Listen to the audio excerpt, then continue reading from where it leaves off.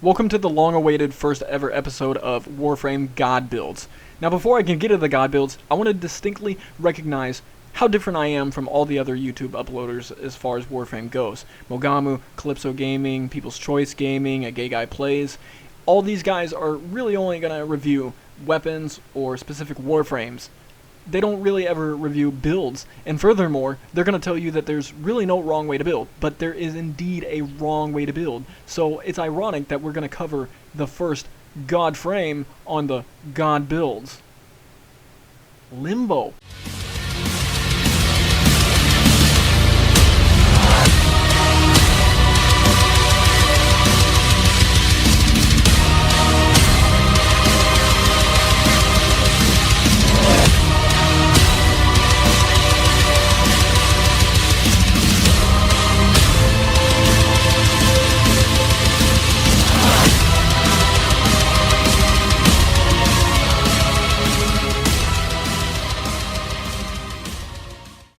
Now, let's get into it. So, there's so many people that I see running around trying to nuke everything with Cataclysm just like a Saren's Miasma. But the thing here is that that's fine for a solo build, but if you're taking it into a team situation, you're building wrong. Limbo is not one of those Warframes that's going to slaughter everything like, say, Excalibur, Mesa, Valkyr, or Ashe. He's one of those frames that's going to run around and support everyone. His Cataclysm is going to essentially replace Snow Globe. His Vulklok is essentially going to replace Hysteria. And he's got buffs galore that is just going to support your team in so many different ways. Looking at this build right away, we're going to be able to tell instantly that Prime Continuity and Constitution are absolutely necessary for making Vulklok and Cataclysm last as long as humanly possible. We don't need a Prime Flow because we're going to replenish our energy with Syndicate weapons. And we're going to replenish our health with another Syndicate weapon. Rage is pretty obvious, and so is Vitality. But Rift Torrent is one of those essential ones that you absolutely need in a defensive situation.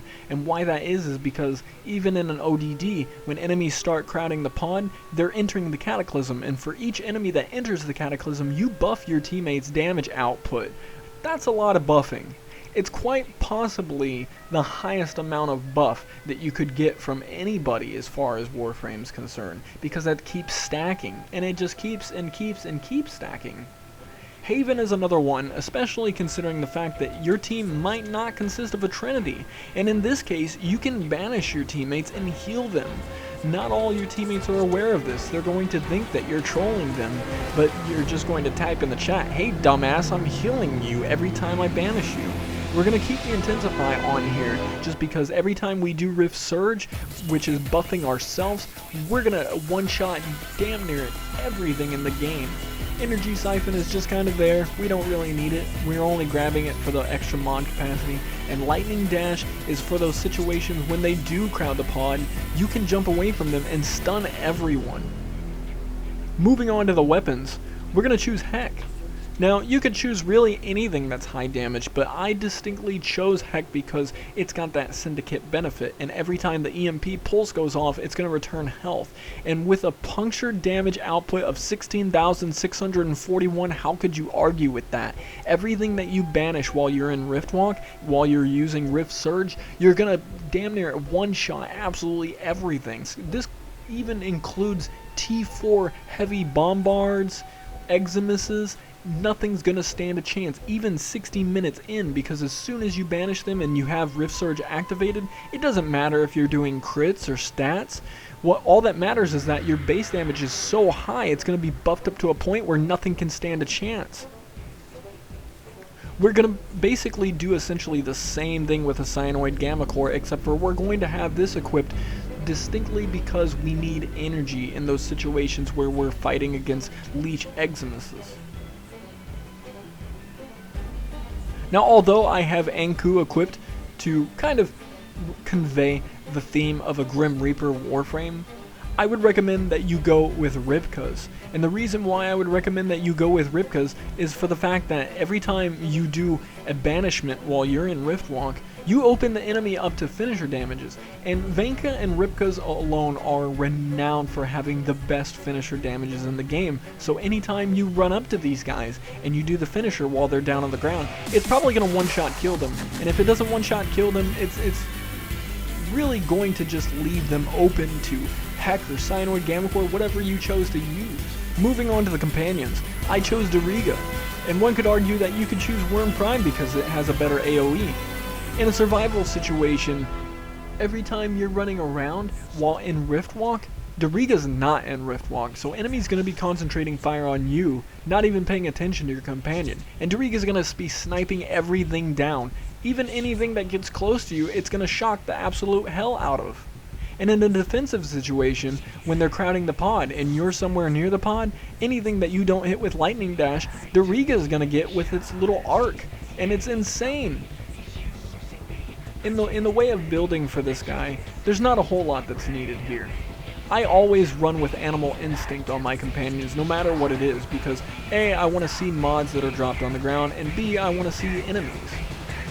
So it really doesn't matter how you build as far as Diriga is concerned, but you want to make sure that Arc Coil is set in this slot exactly, because how it works is the first mod slot is a priority. This is priority 1, meaning this is priority 10.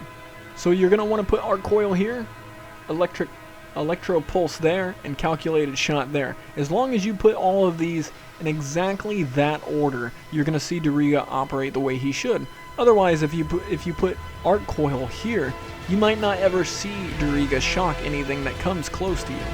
So just keep that in mind. Also with Vulklok, I don't know a whole lot of people who pay attention to Sentinel weapons, but I do. And given the fact that we can't share primary mods with our Sentinels, I chose to use Heck as a shotgun. That way I didn't even have to share mods. He can have the rifle and I can have the shotguns. I only have one maxed out Serration, so I really don't feel like leveling up another one just so my Sentinel can have a weapon that does the same amount of damage as me. So I'm just going to go ahead and use my shotgun while Diriga gets to use the rifle. Now there's a lot of other uploaders out there who justify their builds by DPS and the damages that they show you on stats, but I'm not going to measure in that way. No, the way that in which I measure my builds to determine what a god build is how quickly I can kill an enemy, move on to the next, and fulfill my role as that specific frame. And in closing, Limbo is one of the best defensive frames out there, and I urge you to just try him. So on a final note, I've got to mention that Limbo is a very difficult frame to play, right up there alongside Trinity. And by the time you give him a chance, you want to make sure that you're really decent in this game, because all these people who are just buying Limbo without thinking anything about it, they don't know how to play him. Therefore, they give him a bad name. And here I am, clearing up his name by showing you the proper way to play. I hope you guys have enjoyed this video, and above all else, I hope that it's changed your mind about Limbo in general. And maybe you're going to go out and try him, and maybe people who already have him are going to start playing the right way and give Limbo a really good name, which is the type of name that he deserves. So if you liked this video, rate, comment, share, and subscribe. Hell, even if you disliked it, rate, share, comment, and subscribe. I'll see you on the next God Builds. Peace!